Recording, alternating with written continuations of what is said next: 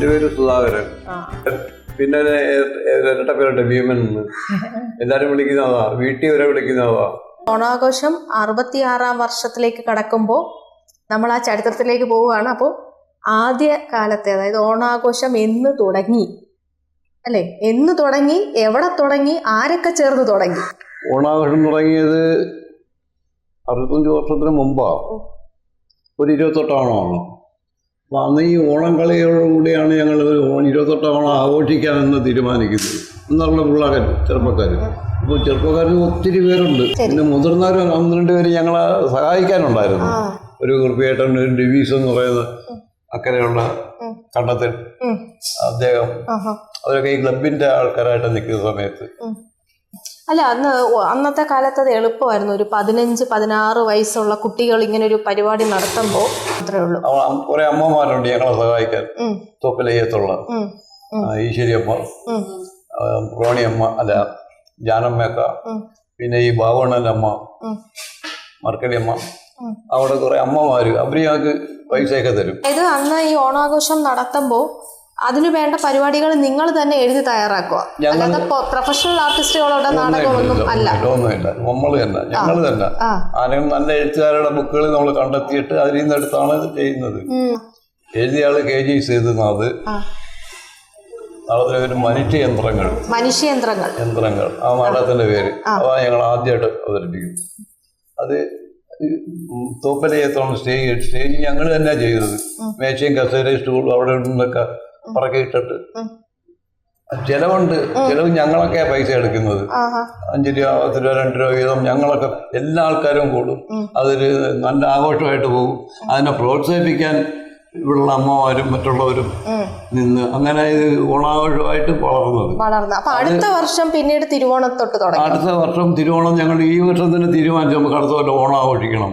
തിരുവോണം ഒരു ദിവസത്തെ പരിപാടിയുണ്ട്, ഒറ്റ ദിവസത്തെ പരിപാടിയാണ് തിരുവോണം ആ വർഷം. അത് നല്ലൊരു നാടകം എടുത്തു, നല്ല നാടകം എടുത്ത്.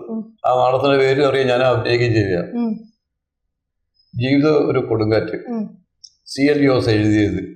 അത് ഞങ്ങൾക്ക് സംവിധാനം ചെയ്തു തന്നത് കിഴക്കേക്കരയുള്ള ജെറാൾഡ് എന്ന് പറഞ്ഞ അദ്ദേഹമാണ് വന്ന് ഞങ്ങൾക്ക് ഒരുക്കി തന്നത്, പഠിപ്പിച്ചു തന്നത്. ഒരു 4-5 വർഷം വരെ ഞങ്ങൾ തന്നെ നടത്തി. അപ്പോഴത്തേക്ക് നല്ല ഇതായി. അന്ന് ഈ TV ഇതൊന്നും ഇല്ല. അപ്പം ജനങ്ങൾ ഇത് കാണാനായിട്ട് നല്ല ഇതായിട്ട് വരും. പിന്നെ മത്സരങ്ങൾ, സ്പോർട്സുകൾ, ഓട്ടം ചാട്ടം, അത് ഇത്, അതിനെ സഹായിക്കാൻ ഒരുപാട് പേരുണ്ട്. തീർച്ചയായണം മെയിനായിട്ട് ഇത് ഞങ്ങളെ സഹായിക്കും. ഇവിടെ ഉള്ളവരെല്ലാം സഹായിക്കും. പിന്നീട് വെളിയിലോട്ടുള്ള പിരിവ് തുടങ്ങി. പിന്നെ സ്റ്റേജൊക്കെ കെട്ടണമെങ്കിലും പിന്നെ റോഡിലായി സ്റ്റേജ്. പിന്നീട് വല്യവർ ഏറ്റെടുത്ത്. അപ്പം വല്യവരെന്ന് പറഞ്ഞാൽ അമ്മയുടെ പപ്പു മുതലാളി, നിങ്ങളുടെയൊക്കെ അവിടുത്തെ പപ്പു മുതലാളി വരെ ഇതിന്റെ ഔദ്യോഗിക സ്ഥാനത്ത് വന്ന് പ്രസിഡന്റും സെക്രട്ടറി ഏജന്റൊക്കെ ആയി. ഭാസ്കരേണ്ണൻ, കൊടക്കട രഘുവണ്ണൻ, രണ്ടമ്മ, തോമസ് മുതലാളി. പിന്നെ പരിപാടികളൊക്കെ വെളിയിലായി. മാരത്താനൊക്കെ അവരുടെ സമയത്താണ്. പിന്നെ നീന്തൽ മത്സരങ്ങൾ, ഒരുപാട് വെളിയിൽ നിന്നൊക്കെ ആൾക്കാർ വന്ന് നല്ല രീതിയിൽ. പിന്നെ അവരാണ്. പിന്നെ നമ്മൾ ഇതിൽ അഡ്വക്കേറ്റ് മഹാദേവൻ, അവരൊക്കെ ഇതിനകത്ത് അദ്ദേഹം ഇരിക്കുന്ന കാലത്ത് രജിസ്റ്റർ ചെയ്തത്. നമ്മൾ പിന്നെ തഴവകേശവൻ കെട്ടുങ്ങശ്ശേരി, അദ്ദേഹത്തിന്റെ മരുമകനായി അഡ്വക്കേറ്റ് മഹാദേവൻ. ഈ നടത്തിപ്പുകാർ വലുതായപ്പം രാഷ്ട്രീയപടിയും സാമ്പത്തിക ശേഷി ഉള്ളവരൊക്കെ വന്നപ്പം വെളിയിൽ നിന്നൊക്കെ ഉള്ള ആളുകൾ, കാളിദാസയുടെ യൂണിവേഴ്സിറ്റി നല്ല നല്ല ഖാദികരെ കൊണ്ടുവന്നിട്ടുണ്ട്. ഞങ്ങളും ഖാദികരെയൊക്കെ വെച്ച് കളിച്ചിട്ടുണ്ട്. കുറഞ്ഞ ഖാദികരെയൊക്കെ, കൊച്ചു ഖാദികർ. പ്രായത്തിലും കൊച്ചാണ്. അല്ല, പ്രായത്തിൽ കൊച്ചല്ല, സാമ്പത്തിക പൈസയുടെ ചെറിയ തുക കൊടുത്താൽ കിട്ടുന്നവരെ കൊണ്ടുവന്ന് വെച്ചിട്ടുണ്ട്. നിങ്ങൾ ഈ ഒരു 16 വയസ്സുള്ള കുട്ടികൾ ചെന്ന് ക്ഷണിക്കുമ്പോൾ അവർ വരാൻ തയ്യാറായിരുന്നു? വരാൻ തയ്യാറാവും.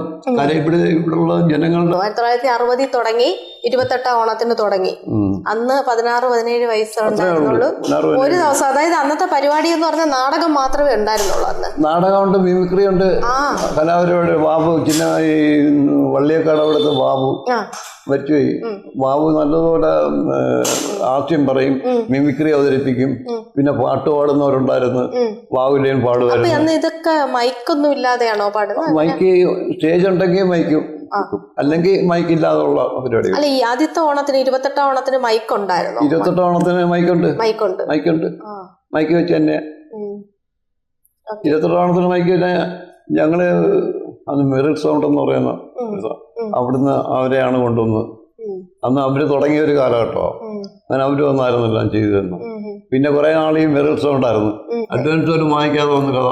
അന്ന് ഈ ഒരു ഇങ്ങനെ ഒരു ഓണാഘോഷം തുടങ്ങുമ്പോൾ നമ്മുടെ കൊല്ലം ജില്ലയിൽ ഇതുപോലെ ആഘോഷം വേറെ എവിടെയെങ്കിലും ഉണ്ടോ? എങ്ങുമില്ല, നമ്മളറിയില്ല, എങ്ങുമില്ല. കൊല്ലം ജില്ല മാത്രമല്ല മോനെ, സർക്കാരിന് പോലും ഇല്ല ഓണാഘോഷം. ഞങ്ങളൊക്കെ ചെയ്ത് എത്രയോ വർഷം കഴിഞ്ഞാൽ സർക്കാർ ഓണാഘോഷം തുടങ്ങിയത്.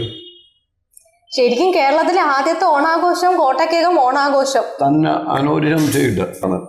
ഇതൊക്കെ കാണാൻ ഇന്നും ജീവിച്ചിരിക്കുന്നല്ലോ, ഈ നല്ല രീതിയിൽ പോകുന്നല്ലോ.